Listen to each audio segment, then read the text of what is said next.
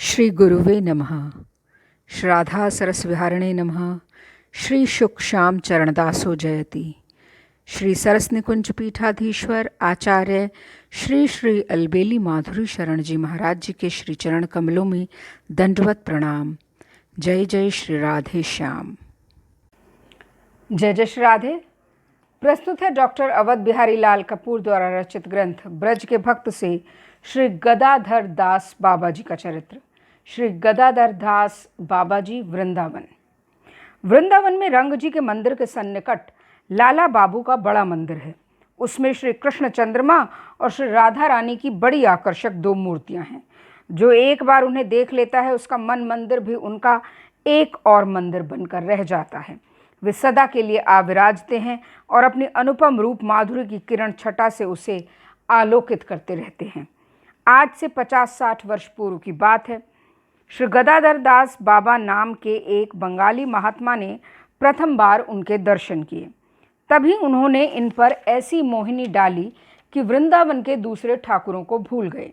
वे नित्य केवल उन्हीं के दर्शन करते, उनके सम्मुख नृत्य करते करते भाव विभोर हो जाते और नेत्रों से अश्रु विसर्जन करते रहते।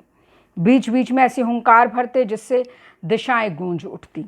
कभी कभी मूर्छित हो भूमि पर गिर पड़ते और घंटों उसी अवस्था में पड़े रहते। कुछ दिन बाद उनकी ऐसी दशा हो गई कि कृष्ण चंद्रमा के दर्शन किए बिना रहना भी दूभर हो गया। ब्रह्म कुंड पर अपनी कुटिया में बैठे बैठे किसी भी समय उन्हें ऐसी हूक उठती कि वे उनके दर्शन के लिए भागे चले आते और उनके सामने अपना रोना गाना शुरू कर देते और कहीं उनके आने जाने का कोई प्रश्न ही नहीं था। वे संध्या समय थोड़ी देर को मधुकरी के लिए जाते, बाकी समय या तो अपनी कुटिया में नाम जप करते होते या कृष्ण चंद्रमा के सामने कीर्तन करते रहते।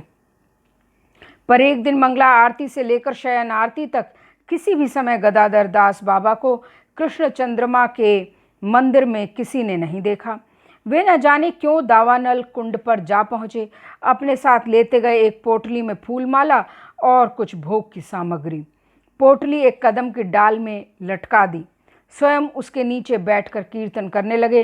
श्री कृष्ण चैतन्य प्रभु नित्यानंद, हरे कृष्ण हरे राम, श्री राधे गोविंद।